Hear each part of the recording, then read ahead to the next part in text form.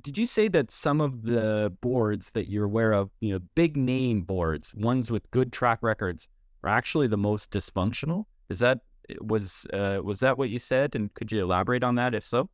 Sure. The elaboration, I think, would go to maybe another question that people have, which is what are the skills of good board members?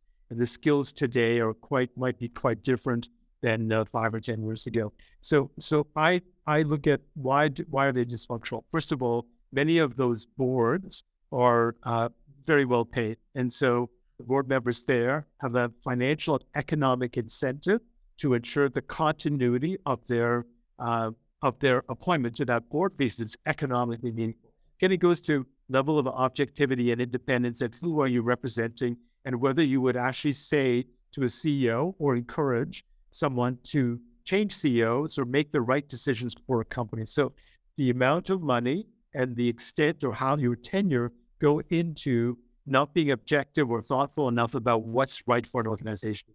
The second thing is that, and I'm going to make a generalization here, that the level of openness to someone who's been a CEO, and often these boards are former CEOs who joined boards, the level of openness to different ideas, the level of understanding of the factors that are affecting a company today. And now I'm thinking about things related to technology and cybersecurity, their capacity and capability to actually learn about that, to be knowledgeable, to ask the right questions is diminishing. And yet those are the threats and risks that are emanating to the top of the boardroom agenda. The willingness to think about effectiveness in a way. And I'll just give you one really simple example. At the McMichael, we instituted a performance appraisal process for the board members, where we asked each board member to self-assess. We asked each board member to assess all the other board members individually across 17 questions. And then we said to the board members, we have this feedback. It's anonymized. Would you like to receive that feedback as to what your other board members think about, whether you come prepared, whether you contribute, whether you're open to different ideas, and so forth?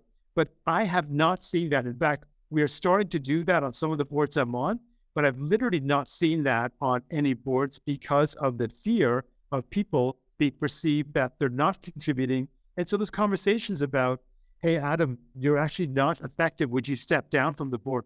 Very difficult when there are established relationships, economic incentives, and so forth. So boards tend to perpetuate members that actually may not provide value, may not be capable of being strategic or thoughtful about the current topical issues, but have history, have relationships and tenure, and therefore carry on. So that's my experience. That's both sitting on boards and looking at boards because our world is looking at companies. And so we evaluate board composition, board dynamics in a very critical way for the investments we make at Raleigh Assets as well.